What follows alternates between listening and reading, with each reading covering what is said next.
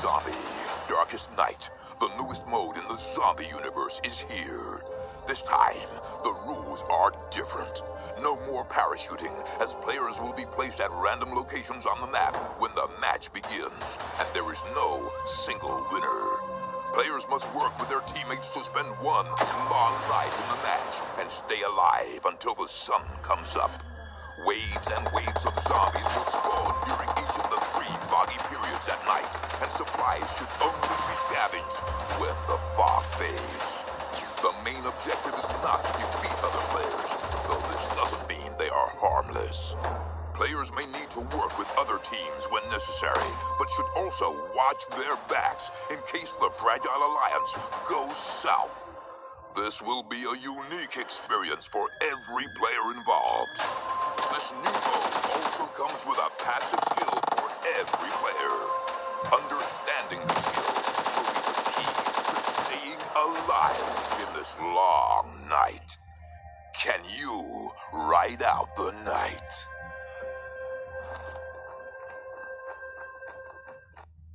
Hello and welcome back to the Pubg Mobile Club Open. My name is John Allen. With me is Toby. We're going to be taking a look at Europe today because it is time for the regional finals. It is going to be absolutely amazing. And not only do we have an insane prize pool, but to be honest, one thing is the money, right? Yeah. Another thing is the slots at stake, because there's something really, really huge to play for. Yeah, of course, we got the Spring Championship finals coming up later this year, which should be absolutely great. Of course, the top spot coming out of this weekend will be going straight on there. They'll be booking their tickets straight away. Yeah. And of course, those next 2 spots will be heading over into the prelim tournament, which is their next chance to get that spot as well. Because I believe there's four I have to double check. I think there's 4 or 6 qualifying spots coming from that prelim tournament as well. Yeah, it's going to be absolutely insane. I mean, the fact that you have all these guys playing throughout the tournament so far, we've had the pleasure of following the Indian region, the 2 of us. You'll get to cast all the regions practically when it comes to the finals. And they've been playing for top 8s, top 16s, top this and that. Now it's just 3 spots. Sure, you get some money the further down the list, but the top 3 spots, those are really, that's where you want to be sitting. And there's quite a lot of money in those top 3 spots as well. Just looking at the numbers, you've got $25,000 in that top number 1 spot, $12,000 in that second place, and $9,000 in that third position. So quick maths, what's that? That's 38, 39, almost $40,000. But let's take a look at the rules for this weekend. Of course, no changes here. 30 points for that chicken dinner, and the kill points, they're going to be stuck at 1. So placement still very much the name of the game. Yeah, it sure is. If you can get kills, that's all good fun. But if you don't get the placements to support it, then you will not, especially not see yourself in the top 3 spot. No, it's going to be pretty tricky to get that done, of course. But we only have 16 teams this time around, which means they're going to be much more familiar with each other, with how everyone's going to be operating. Every single map is going to be hotly contested. We are in a constant rotation today, which means that we are going to be seeing different maps. No like double Erangel. We're going to be chopping and changing. It's Sandhoek, Vikendi, Erangel, Miramar, Erangel, or Erangel, as I should start saying. But that's potato, right? It's personal preference, right? Yeah. But So none of these teams are going to be super comfortable just yet. They will have all played against each other in quite extensively. Yeah. I mean, you say none of them are going to be super comfortable, but I'm looking at one team that, at least for the semis, they look rather comfortable. I mean, just let alone off the kills. You have one player who is sitting, I think it was something like 22 kills above second place. That's absolutely, I have it written down here, Matic. He was at 54 kills just for the semis, only the semis, right? And the second guy was at 36. He was 18 kills up from anyone near him. Well, I'll tell you what. That's pretty good news for him, because not only is there a prize pool on board, but for the team that wins, their highest killing player gets an extra MVP 4K in the pocket. Yeah. MVP prize. Exactly. That's absolutely insane. I mean, I'm just looking forward to see what they can do here. Now you can argue, were they in a group overall that might not have been as good? Maybe. But then again, I mean, they were always playing half-halves, or Group A would play with B and vice versa all around the floor. So they might have been up against teams overall that was maybe a bit easier. But then when you look at through the teams, and then when you saw what the other teams did accordingly, it wasn't really the case. I mean, they were just really, really dangerous. Yeah, exactly. I mean, they came out second from group stages, moving all the way through. Of course, this team being De Formia Meditori. Oh, someone's been practicing his Italian. I had to make sure that I read that right, because it's Meditari. Oh, no. It's not Mediatori. Brings it back to the old Assassin's Creed. That's what It's the Ardor. It's the Ardor. That's what I was You have to do thinking. the hands as well. You have to do the hands. I'm sorry, anyone watching from Italy. That's amazing. We've just offended an entire country. I love it. Why not start off as you mean to continue? Sure, why not? Yeah. I don't mean to continue like that. Don't think I do anyway. But I'll tell you, they do mean to continue how they go. Oh, yeah.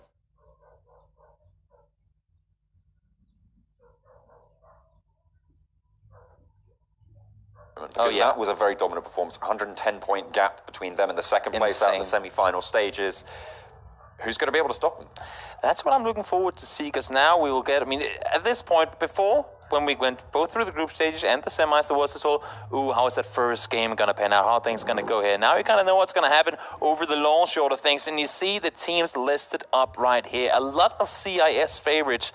In the sense of Avantgarde, you got organizations in there like M19 and Team Unique, both from the PC and from the Pubg Mobile sort of regions. Very, very big and respected CIS regions. A lot of representation coming out from them there. And not only that, you've got the likes of Team Queso, a well-known mobile organization in Europe with teams across various different games. So they're obviously branching out here. Besiktas, a traditional sporting organization as well. So you've got people coming in from all walks of life and giving it a crack. So it should be a really good, fun set of matches. It is going to be really good. There's going to be a total of 12 games played, and to be quite honest, that's not a lot. Normally we say, there are so many games to play. 10 games, or even less, Yeah, that's the other regions doing something. Yeah, it's a little interesting. But normally we say, there's still like 15 games to go. They'll make it work. They'll fix their wrongs, and then they'll kind of come bouncing back here. Honestly, if you're looking for a top 3 spot, I'm saying you can have probably... I'm going to say 2 games with under 10 points. And that's what you can get. And so it's really going to be the creme de la creme. Yeah, exactly. It's going to be the very best that's going to qualify. Yeah, and that's really what you need to do to put up the performance. Of course, you know, if you do place in those 4 to 7 spots, that's still pretty decent. You still get a pretty decent paycheck. But you don't get what you want. Yeah, that's kind of the finals, thing, right? Yeah. So it depends what you're playing for. So a lot of these teams may just be playing for those center spots to try and ladder up in terms of that prize pool and try and stay out of the bubble. Of course, none of the teams will be going home empty-handed. Oh no, they've all made it this far. They've all made it this far, which means they are guaranteed at least $500 for their team, which would be pretty sweet. It's a good song. It's a little. If you have 5 players on your team, that's $100 per head. So that's pretty decent. Yeah, I mean, you don't want to sit and count it into hours, like in wages in that regard, as how much effort they've put into it. But also just goes to show that the teams that have made it this far, talking about hours spent, let alone, one thing is how much they practice and how much they do outside of playing in the tournament that is live right now. Another thing is how many matches they have played throughout this tournament in order to even get to where they are now. And honestly, for those of you guys, I mean, again, it's only 3 spots available, right, in total. For the rest of the 13, don't go home. I mean, you could be sad and annoyed that it didn't qualify, but the fact that you got this far, I mean, absolutely insane. Yeah, it's really, really strong. I mean, they've beaten out so many other teams, as you say. We've slimmed them down time and time again. So we are at this stage where everybody is going to be able to put up the money and see what happens. But it seems like that, as we were saying, there is this just behemoth at the top who no one can dethrone, certainly from the semi-finals. Yeah. The question is, have people managed to watch back over those VODs, watch back over those replays, and see why they are so strong? Because this is the problem. It's the blue shell effect, isn't it? Yeah. Because you look at teams... I like that. Coming in. Yeah, well, blue shell effect. It makes sense. Because you sit at the top, and all of a sudden, everyone's like, "Ooh, their strategy is really good, so we're going to learn how to play it and how to counter it." So as soon as you have those things on board, all of a sudden, your strategy becomes a little bit less viable because everyone's targeting it. And it won't take a whole lot for other teams to make it up there. That's the thing. If you have one team that just falls off a bit, from that first spot, more often than not at least, down to the 4th spot might not be that big of a difference. But we are in game number 1. John and I will be doing our best through these 10 games to carry on through. It's going to be today, it's going to be tomorrow, but why not start it off with a good old Sanok? Oh yeah, a little bit of chaos to rein us in to the new final stages of the European region. So, as you can see, a little bit of a westerly plain. That top left island, the northwest island, looking a little bit interesting here. Yeah, it is. I mean, at least as far as the playing go, of course, we don't know exactly where that circle is going to head for us, but it seems like the majority of teams are going out to the eastern side. Again, it is the bigger island. Statistically, there's a bigger chance that that circle will go there. And honestly, the worst thing about Sanok, one thing is foliage and whatnot, but those rivers in between the islands, you just don't want to get yourself caught on the wrong side once it determines which side it's going to go to. This one, though, unless if it really hard shifts west quite a lot, it should most guaranteed go towards the east. Avantgarde, they dropped out early. They're going to be getting some nice, decent loot on board Camp Charlie. You got Magic as well over Kampong. And it seems like everyone's pretty spread out at the moment. Although I'm seeing quite a lot. Look at that spread coming out from Team Ultra. From Ultra. This is a thing that I was looking forward to in the aspect of, with only 10 games to play. I mean, one thing is when we play a 32-game round. Ooh, we actually have a fight going on here already. Seems like Ultra found himself a player. He's going to be looking for the shots. He is going to be able to spot it out. Already half damage. No health, no best, though. Going to be coming through, turns the corner, goes for the spray, gets the knock. That's going to be pretty good. He is just going to be able to finish it off. No one really waiting in the wings there. And it's a nice early pickup for Ultra Team. Yeah, Tommy going down real early. And that kind of shows what I was going to say just before. How aggressive are some of these teams going to play? Because you can bear a little more when you have so much more room for, I guess, mistakes in the end. But as I said before, if you're playing in a league where you have 10 games to get a top 3, it's limited what you're going to then do. Right now, both these teams are taking cash. There's Ultra Lusada as well right off the bat. They're giving as good as they get, and they are going to pay the price just that little bit. You see, they are going to find this knock. Should be able to just finish that one off, so it's 1 apiece. Right now, they're sharing first place. But they've also taken a lot of casualties and get in there. Losing players this early on, and especially on Sanok, such a team fight based map. I mean, the teams to me that make it out the best on Sanok are the ones that can play as a unit, play as 4, run around kind of military style, clear objectives, hold each other's backs, especially when you move around in the open.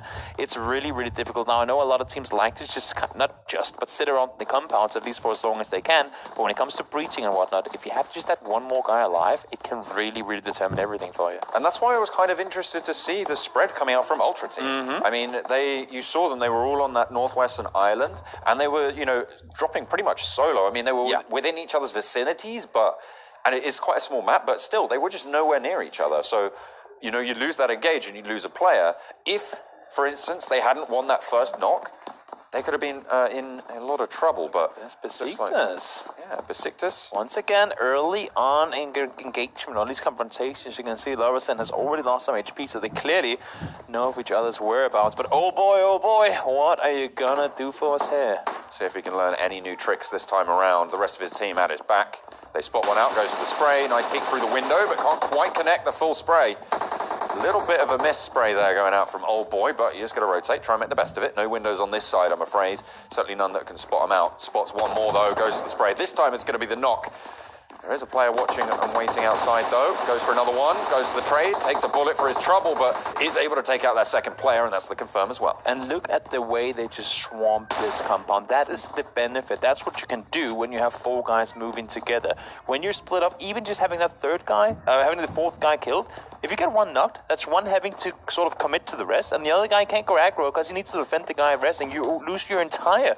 Like, people tend to say, oh, it's just one guy, it doesn't matter so much, but when you put it into actual strategy, it can change everything. Yeah, it really does matter when it comes down to it.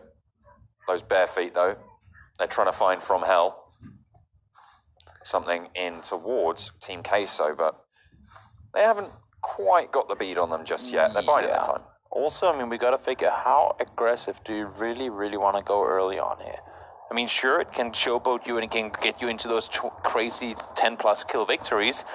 But as we saw before with Ultra, for example, they get a kill. Sure, that's all good fun, but you lose a player in doing so, and is that really worth it? Then especially when we're talking a point system that is so placement heavy as this one, is it really worth it to take those early engagements, or should you maybe more play, not necessarily go passive on it early on? Kuma, they have themselves a compound, pretty safe for now. You can see there's one of the remaining Ultra Team members rotating along the side, but M19, they've taken a casualty, they're taking a knock, and there's a push coming in.